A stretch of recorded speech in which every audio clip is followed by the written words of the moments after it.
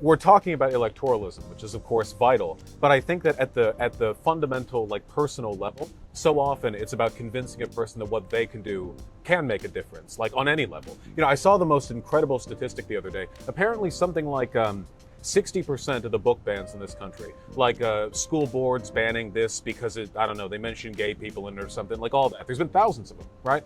60% of them from 11 people. Just very dedicated folks calling around. They're not in the district, you know, they're just calling around, making a fuss, traveling. It is remarkable, especially at a local level, how much single people can do. I've heard stories of like housing developments held up because like one old lady goes to every single city council meeting. She knows every single person on the board and she's always giving speeches.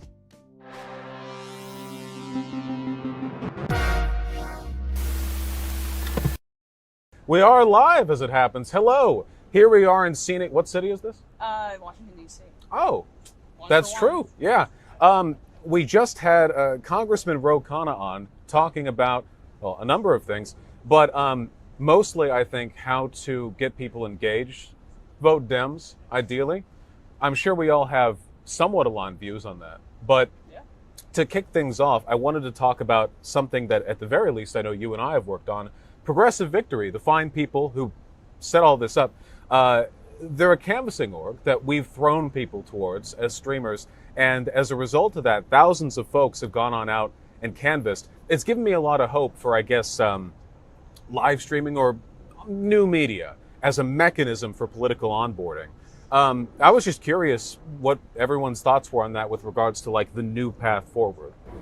You guys tell me, because I don't know what the young people are up to nowadays. I feel like the Vaping, yeah, I do know. I've seen that. I feel like the two important things for people are, if you're in the online content space, the rhetoric about like Dems and Republicans being the same has to stop. It's absolutely patently ridiculous. If you look at voting records, if you look at stance on issues, Democrats and Republicans stand in stark opposition to one another. So I think it's important to make it seem like voting for Democrats are a worthwhile proposition, if for no other reason because of the composition of the Supreme Court. And then I think the second thing that's important is to make it seem like there is actual change that can happen if you engage with the system. And I feel like too many people are so quick to throw in the towel and say like, you know, it doesn't matter who you vote for. It doesn't matter what happens. It's all politicians. It's all the same game at the end of the day. Everybody has corporate buyers and lobbyists and blah, blah, blah. And I think at the end of the day, when you consume enough of that media, you feel like, why does it matter? Like, why engage at all? And that's really frustrating to me to see those two things. On a third thing too, it's hard to encourage this as a streamer because we are so national or international with our outreach. Getting more engaged at the local level, it's so easy to get engaged and see real tangible results from your actions than trying to engage at the national level where it's like I threw $5 at AOC and now I don't really know, you know, what my impact is beyond that, you know. I mean, yeah, certainly. I think that it's very important to make sure that your political engagement does not end with just voting, right? Like voting for Democrats is essentially, it's essential, right? You have to do that. You have to vote for Democrats in general elections. I do believe that. But at the same time, that is one of like the least, it's the least you can do with political engagement, right? Get involved locally, as you said. Get involved with your local DSA, because if it's just about electoralism, you're going to feel a little bit alienated, right? Because you're not Biden. For most young people, he doesn't represent them. Like he doesn't necessarily connect with them. And that's why voting, I would imagine, or I would advocate, should be something that you do, but not necessarily where your political engagement ends. I agree with that, but I would say that voting is the most important thing, and almost nothing else matters if you're not willing to vote. There's way too much like online activism. It happens in the streamer world, it happens in the YouTube world, it happens on Twitter. You can tweet all you want, but at the end of the day, lawmakers, rightfully so, only respond to what voters want. Their constituents are the people that actually go to the polls and vote for them. There's a reason why, you know, criminal justice looks the way it does in the United States, and it's because the demographic of people voting are not the demographic of people that are most often impacted by the criminal justice system. And I think that, you know, when we say like voting is the least we can do, I mean, young people don't do it. Like they don't vote. Like, and if you're not willing to vote, like nobody's gonna. And they shouldn't listen to you because at the end of the day, a politician's job is to get reelected. And if you're not going to go out and actually show up and vote for said politicians, why should they ever listen to anything you have to say? Yeah, and the NLRB and the FTC right now are probably the best cases to make that point that politics and elections actually do matter. Because if you're somebody who says, well, actually, the only thing I care about is, you know, organizing Starbucks or organizing Amazon or supporting like the UAW, if you don't have a National Labor Relations Board that is supportive of labor rights, it's going to be a much tougher climb. And even when it comes to antitrust and monopoly, that touches everything. Like the inability of people to make any significant revenue on podcasts is all about antitrust. The inability of people to kind of speak freely is related to, the power of Silicon Valley that is now being contested by Joe Biden's FTC because he won and because he appointed people like Lina Khan. I think people like trash vote blue no matter who all the time, but there's actually, if you're on in the progressive wing of the party, I've often seen that kind of used in reverse, in that, let's say you get John Fetterman across the finish line in Pennsylvania, he won a primary against a right-wing Democrat. Because vote blue no matter who exists, all of the kind of conservative Democrats in the state were like, all right, I'm voting for John Fetterman. Yeah. And actually, AOC gets knocked a lot for that mama bear comment that she made about Pelosi. Well, it was true. She said that at the time where it looked like Bernie was going to seize the nomination. And so what she was trying to do is say, like, look, Bernie's going to be the nominee. Right. Pelosi is supportive of whoever the nominee is. Everyone else then needs to get behind Bernie. And you kind of use that vote blue no matter who momentum to say, look, you don't have a choice. He's the blue. Guess what? Vote for him. You're a socialist now. 100%. I mean, and by the true part, I just meant to say that, Nancy Pelosi, for all of her faults, she always had an ability to reach a bunch of different people in the caucus, right? And she developed those kinds of relationships, including with AOC. I thought what you were going to say was that some of the left online criticized the fact that Alexandria Ocasio-Cortez was using her excess fundraising money to help other Democrats in more vulnerable positions. And I found that criticism to be quite silly because that's an exercise in leverage, right? And she's using her political capital to get something done behind the scenes. And just because we don't see it in public, you're going to hear about that maybe in a year or so, or you may never hear about some of the gains that she gets. But that's kind of the stuff that we don't see that happens when you actually have people who are sane in the positions of power. And Lina Khan, I mean, what is this? The best FTC chair that we've seen in certainly decades? Most aggressive, yeah. I mean, since the 60s or whatever. Same in terms of Biden's posture towards labor. So it's not about voting for the person like they're a celebrity. We're not electing class president. Right, and it doesn't mean you endorse the drug war because you voted for Joe Biden. This isn't The Bachelor, where you're not picking somebody to marry. You're picking somebody who's a figurehead. And all of the people that come along with that person, the people that are, heading those agencies, that's what you have to keep in mind. So it's this whole, it's broadening elections outside of celebrity to coalition. Yeah, and if you really don't like Manchin and Sinema, if you don't like these Democrats that sit right on the edge, the easiest way to take power from them isn't to primary them. It's to just have more Democrats in office. If there are 55, 57, 60 blue senators, Manchin and Sinema don't matter as much anymore because we don't need to appeal to them, to that very center-leaning, center-right-leaning political or economic agenda in order to get what we want through the Senate. Although in some cases you can primary.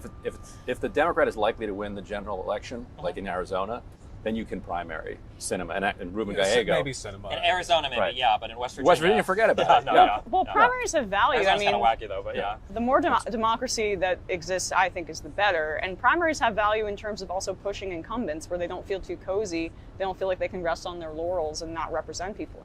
I think, we're talking about electoralism, which is, of course, vital. But I think that at the fundamental, personal level, so often it's about convincing a person that what they can do can make a difference, on any level. I saw the most incredible statistic the other day. Apparently something like 60% of the book bans in this country, school boards banning this because they mention gay people in it or something, all that. There's been thousands of them, right? 60% of them from 11 people. Just very dedicated folks calling around. They're not in the district, they're just calling around, making a fuss, traveling.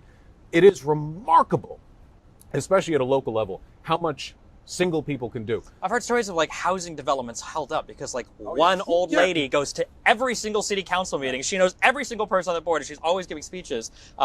There's a joke I tell on my stream. There was a stoplight outside my house that I hated, and they were finally marking the stoplight for deletion. And I remember one day this lady knocked on my door and she had a little petition to sign to save the stoplight. And I'm like, no, this stoplight is the dumbest stoplight in the world. I'm so glad it's changing stop signs. I have a son. I walk into school. It's not a dangerous intersection. And I kind of laughed it off and she walked away or whatever. And 2 weeks later, God damn it, she saved the goddamn stoplight. Yeah, I couldn't believe it. I was like, oh my God, I should have been running a counter petition. But there is an ungodly amount of power available, but it's at the local level. And that's like not sexy. Everybody wants to talk about like Biden and Ukraine and AOC and that's it. And then it's like, well, who's your mayor? You know, like, what do you do locally? Because that's where just like 5 or 10 people can sometimes exert massive influence on some of your policies. But it's just not, it's not talked about on Twitter as much, so nobody goes for it as much. You go to almost any city, and the downtown area is almost completely controlled civically by city councilors who are in the suburbs. So to them, it's just a shopping destination. But for like 100,000 people, it's home. And there's this disconnect. And it's almost always because the people in the suburbs are old and retired and have the time to run and the money to run, and they show up.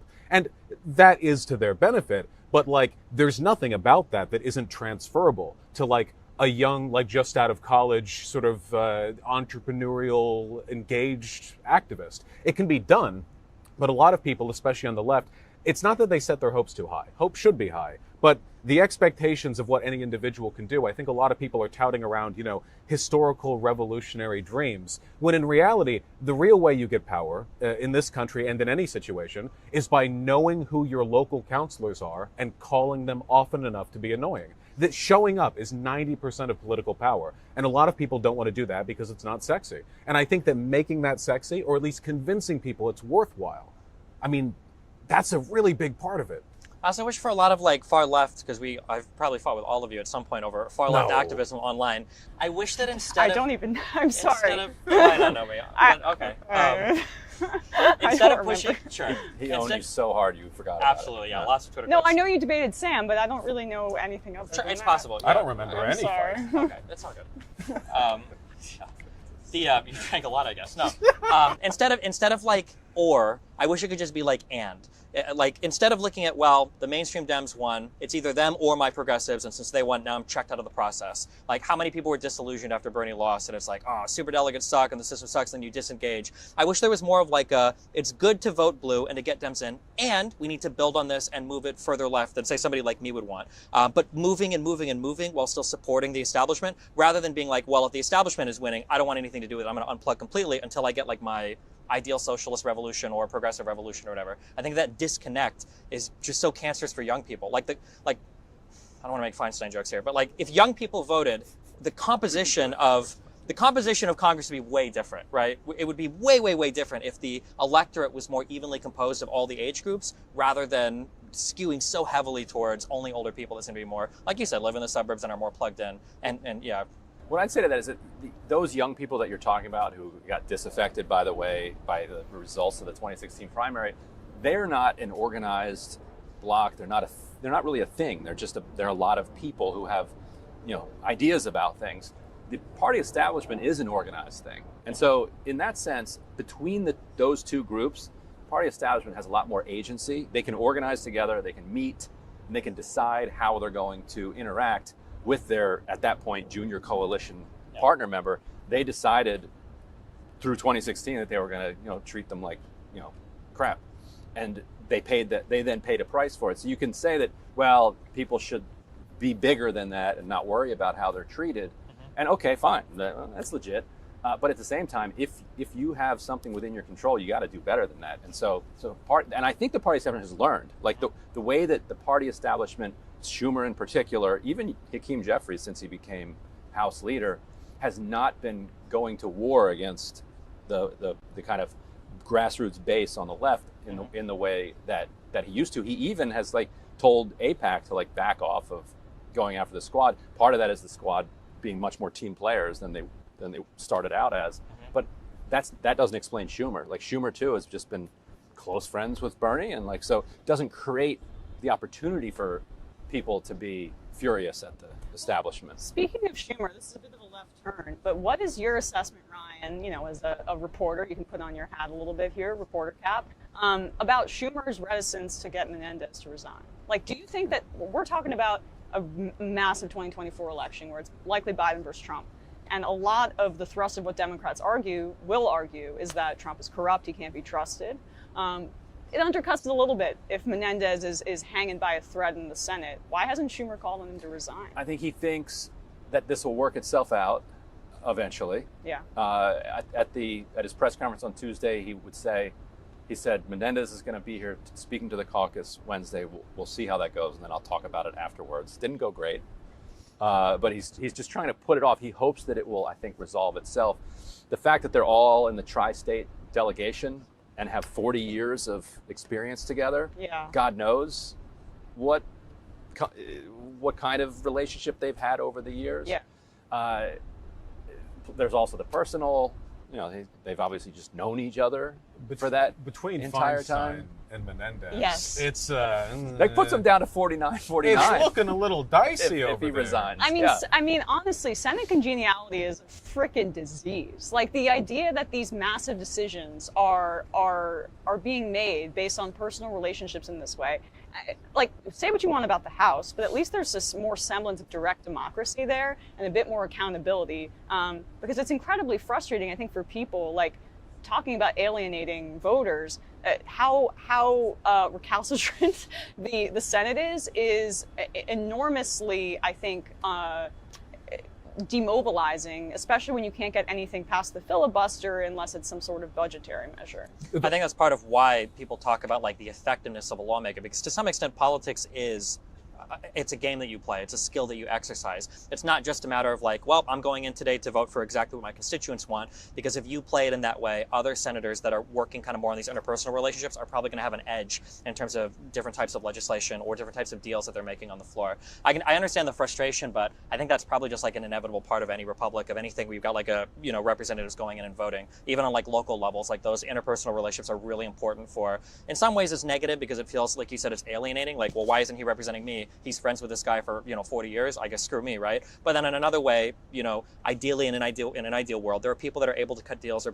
push people a little bit more because of those relationships they have. So, but though towards like authenticity, it is worth noting, of course, that there are, just the other day, at the same time that Democratic senators were increasing in number with calls for Menendez to resign, House Republicans on the impeachment inquiry committee were publicly saying that they would not support like following through on any criminal condemnations of Donald Trump following guilty verdicts in the indictment. So like, while in the House, the Republicans are just like, yeah, we don't believe in the rule of law. At least there's something here. I mean, Menendez, it's like a cartoon character, right? He's got like gold bars stuffed in the lining of his coat. It's like spilling out of his pockets as he runs out. So it's an easy target, even any condemnation puts us ahead of the Republicans. But obviously, it should be a clear shot. Though, again, with the Senate being so weak, or like our hold on the Senate being so weak at the moment, I guess I can understand some degree of recalcitrance. It's just well, it's like, but Jersey has a Democratic governor. Oh no, and so does California. Like, most of this is just them being these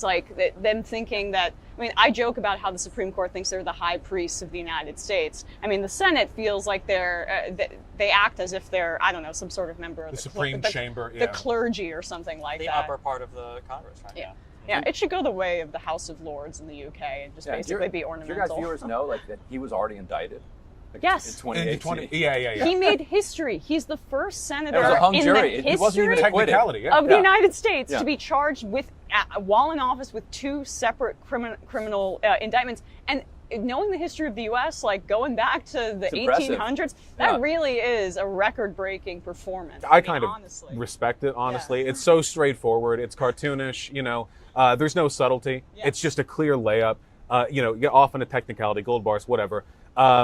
It's no surprise young people have trouble feeling like there's any kind of meaningful inroad to political engagement here, when it does feel like, you know who you know, and that's politics. It's not entirely true, right? I mean, Bernie did a lot running, as a Democrat from independent, but it's just so hard. I see all the Twitter engagement, right? All the lefties, both parties are the same, like you said, that rhetoric. People are very, very, very quick to distrust. You mentioned the AOC, the money going around to help other weaker candidates. They see that as a sign of corruption somehow. Any connection, any tie, any engagement with people who aren't completely pure. Hell, Bernie endorsing Biden. That was seen as a sign of weakness. Now, I understand oppositional politics to a degree, but we have to work along a little, to some extent, at least. I just don't know how to best sell people on that, that coalition mindset that you can actually do work from one side of it rather than just being the totality. I think it's also important to note that, while on social media, it feels like, depending on the bubbles you inhabit, a lot of it looks like leftist infighting, depending on the circles that you're in. The leftist infighting on the left is largely still, I think, like a figment of social media. But the infighting on the right, the Republican Party is legitimately threatening to tear itself apart under the weight of God knows what all the Donald Trump stuff is, the however many different charges he's facing, the fact that he's still so far ahead in the Republican nomination process, and the fact that there are still a decent number of Republicans that won't support him. It only takes 5 or 10% to effectively destroy the Republican Party to pull away from him. That whole process is going to be great amazing. Time to be alive. Yeah, maybe. Well, there's still there's the wacky hellscape future where Trump wins the election somehow. It's over. It's Jover even. Yeah. I lose Joe at that. I feel like the fact that so many people still support him is almost on it's Jover territory. That's unbelievable. It's you can't. This is why Joe Biden's approval ratings are low, right? It's because you can be a Dem who will vote for him, but not approve of it. If you ask me, do I approve of him? Well, no, because he's not, a communist or whatever. But I'll vote for him. I'll advocate for him. Whereas with Donald Trump, the line between, or the Venn diagram of supports and will vote for, it's one. There's one circle, Yeah. Very little dissonance there. There is 10% or so of Trump supporters who will say, yes, I believe he's guilty and should be in prison. Yeah. And then will also vote for him. Incredible brains. Yes. I mean, many people are saying he's the Eugene Debs of the 21st century. But I mean, honestly, that does bring up something interesting here, because Biden's approval ratings are really low, but that's not translating to Democrats at the polling not polling locations, but you know what I mean, in these elections. Special elections, right? And even in 2022, normally, in 2010, when there was this big backlash to Obama, that was not seen in 2022. And I just think it's a really fascinating dynamic to unpack, how Biden's presidency and his approval numbers appear to be a bit untethered from Democrats and the negative partisanship that they're able to engender when Trump comes up, right? Curious about any of your guys' thoughts on that front. Abortion rights, I think. Right. I think if you don't have Roe overturned, then you're not seeing the overperformance in special elections that you have now.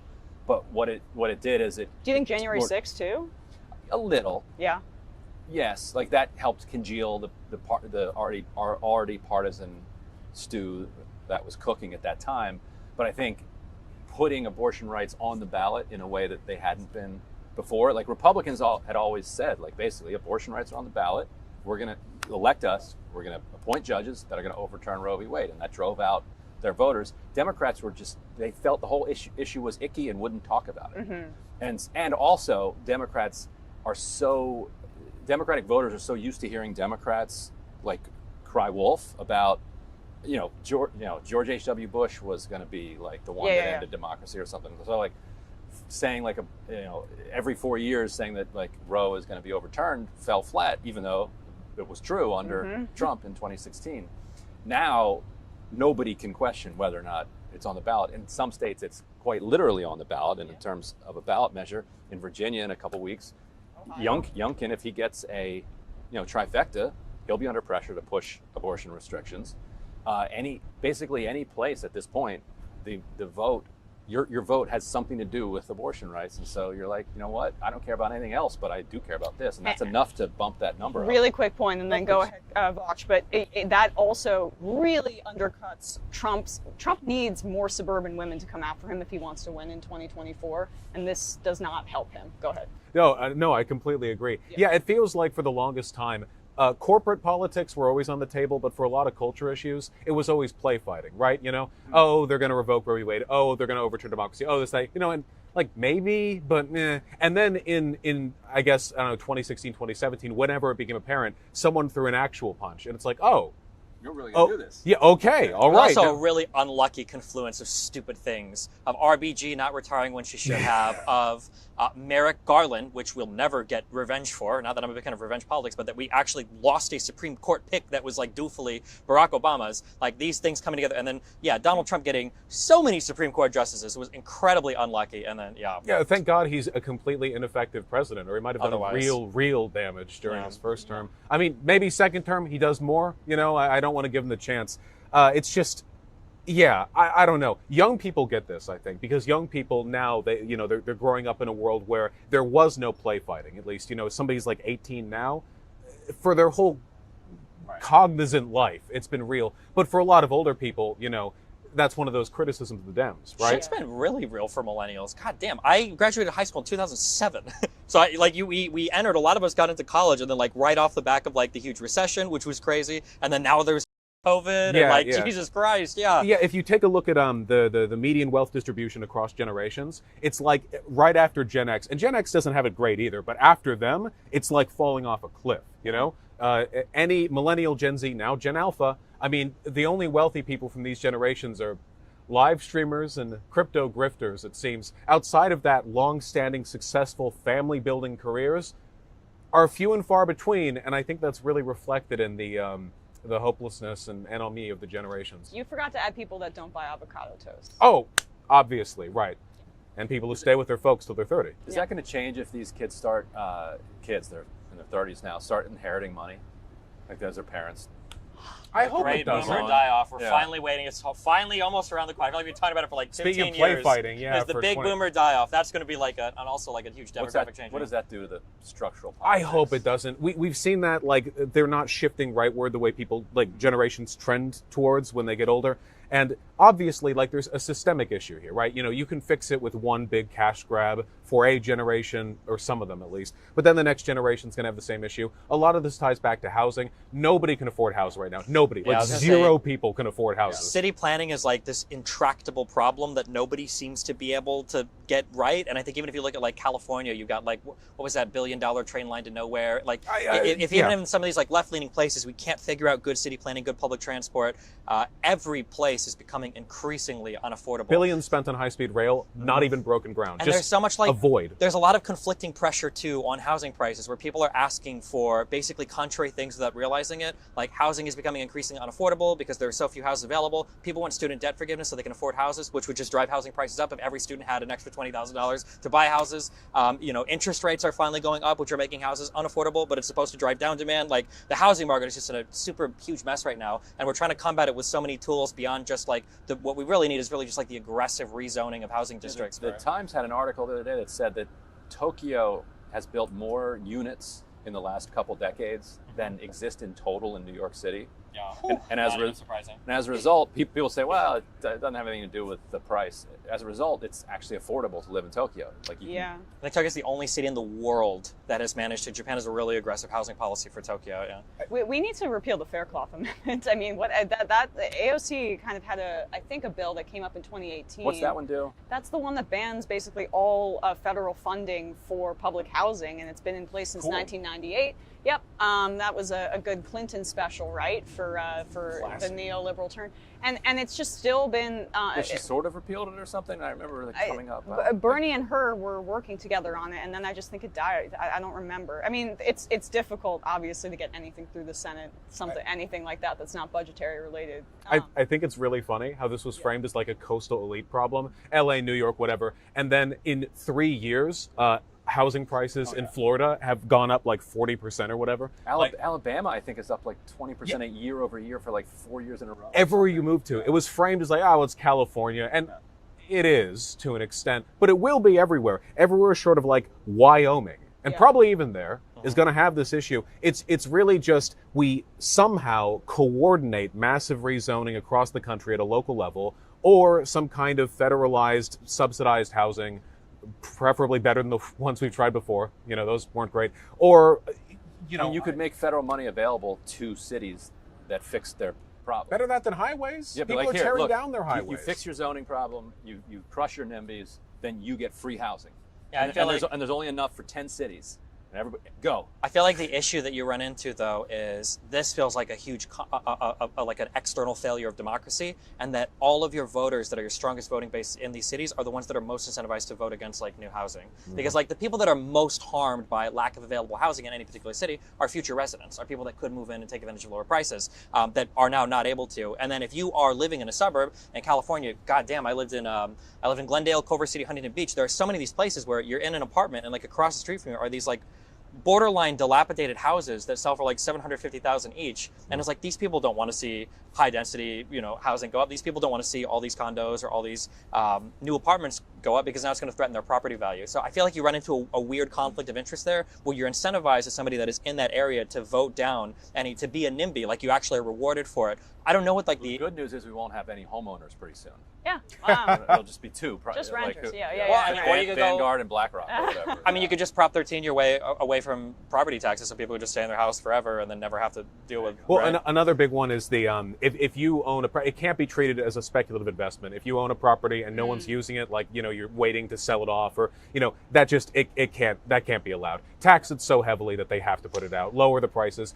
There's no ideal here, right? Like the ideal is everyone just acts in their best interest and all the young people go out and do the city council voting. But like this is an unworkable problem. Like no one can afford anything right now. Right now, you've got private equity with cash making a bid on, say, a $500,000 house. They have the cash. They don't have to take any. They don't have to pay the 7% mortgages. And then you have it against a person who managed to scrape together a down payment, and then has to pay a 7% interest rate. Like that's an unfair fight. The homeowner is going to take the cash offer every single time. And private equity is buying up a ton of apartments in New York City. My apartment complex got bought by a private equity firm during COVID. They're going to own like half of the housing and they stock treat us within like 10 years. garbage. They don't repair anything, and we can't get through to them. I mean, that's a whole nother saga. But they probably want you to leave so they can renovate. It's rent controlled, so they do. So they want me to leave anyway. But Ryan, I actually was reminded when you're talking about a piece you wrote a few years ago that still sticks in the back of my mind about the potential commercial housing bubble. That is also something that we should monitor, because private equity was also, and venture capital, I believe, buying up a ton of those commercial real estate properties, and they were pretty overinflated, if my recollection serves me. That was before the pandemic. Yeah, do you have any updates on that? People who watch that are just deeply frightened. They're like, this is the CMBS, the commercial mortgage-backed security market, it has like so many of these traders scared. Is it going to be another like mortgage-backed security meltdown like we had in 2007? What they're trying to do now is turn them into residential properties, and all different Fed action is trying to like keep the bubble from bursting. But you're in New York, you're seeing a lot of that, right? They're turning them into half residential buildings or something. Yeah. The issue has been exacerbated heavily by everyone working at home too. So you go downtown and you see like rows and rows of dead, empty corporate office buildings, and like for lease available in every commercial and office district. And then you go check Zillow, and like a house that was $150,000 10 years ago is now. Those are the interest groups that are also pushing people to return to work, get back into the office. These real estate groups that right. A lot of these are 5 and 10 year leases, so it holds off the calamity a little bit. Yeah. Well, this is an issue. Holds off the calamity. Yeah. I understand people want to rail against like private equity or large firms buying up houses and everything. I feel like this is a small issue. I know that people like to fixate on it, but the only reason why private equity goes after this property is because it's so goddamn lucrative, because there are so few housing units available. People want to fight when it comes to the housing issue. It's like one of those things that appears simple, and then when you read more, it's really complicated. But then I think when you read more, it's actually really simple. Like the only way that housing ever gets fixed in the United States or in any part of the Western world is to build more units. Rent control. No, decommodification doesn't create more space, though. You have to have more places for people to live. Like rent control has been thoroughly studied as a horrible way of trying to continue like housing stuff. Like building like luxury condos is good for everybody because people move up into other condos and make stuff available for people.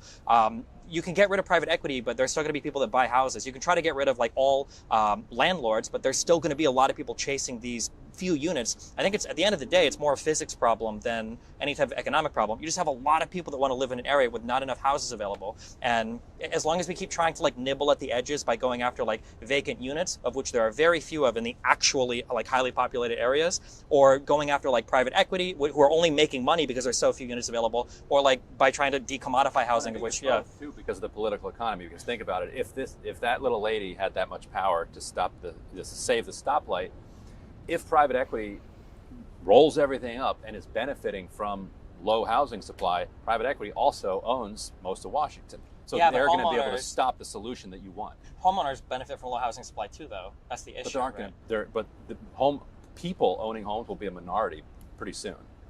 So there'll be fewer people benefiting. It'll just be Possibly. private equity. Yeah, I guess it depends on. I mean, that's the direction of the chart. Sure. There's no way out of this besides upzoning. That's like an inevitable. I mean, behind us right now, I grew up in LA.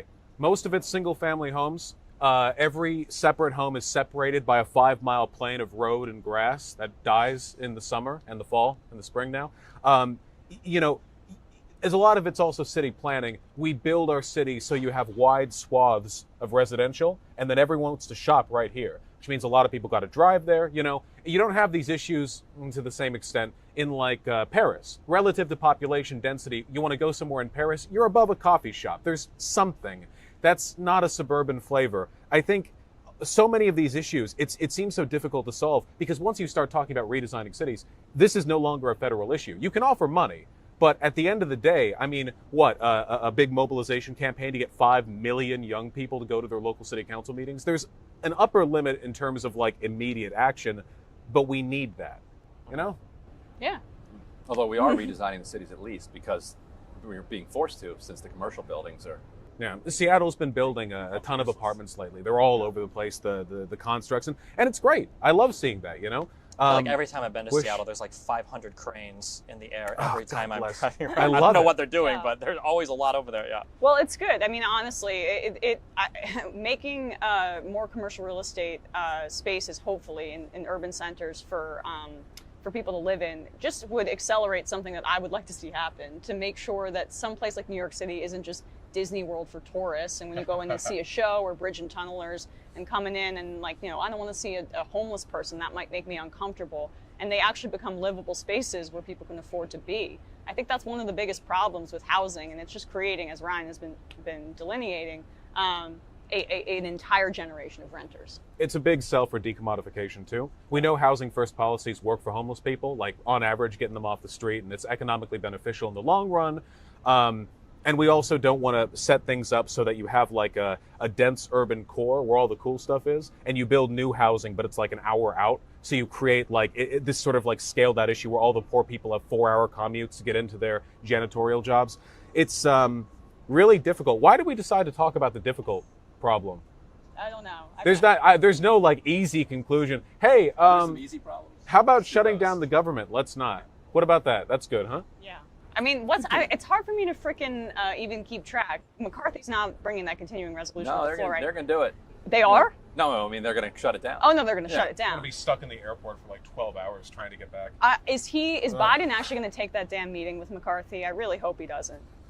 I don't know. He probably will. He's that kind of a guy. I know he is that Right. kind of guy. I know, but let the Republicans are reneging on the deal that they made I know. back What's with the the point? debt ceiling. It's just Historically, who is usually held responsible for a shutdown? Is it Republicans. always like? Always Republicans. Republicans. Yeah. No, I'm not asking who's actually at fault. I'm No, saying in so- terms of so voter base, always they Voters, voters yes. hold. Okay, yeah. I'm Same fine. thing with the impeachment on Biden, and it's going to be the Clinton effect, hopefully. It's desperation, I think. They're running on fumes right now, right? The polling shows that the trans culture war stuff ain't working too well when it comes to mobilizing voters because Oh, yeah. it's marginal, you know? You can only go through so many years of Of- which ironically funny, we talked earlier about like Biden's approval rating. I think one of the things that Biden has kind of done well is we went from probably the most inflammatory president ever to like the most chillest and least polarized. Like I don't know anybody that like really strongly supports Biden or really strongly hates Biden. He just kind of like does his thing, and then that's why the Republicans have kind of had to turn to like trans issues and other things to fight for so No, long. yeah, he's difficult to hate, which actually was a pretty good move, I guess. You know, Yeah. it's one like Part of it definite. was not being black.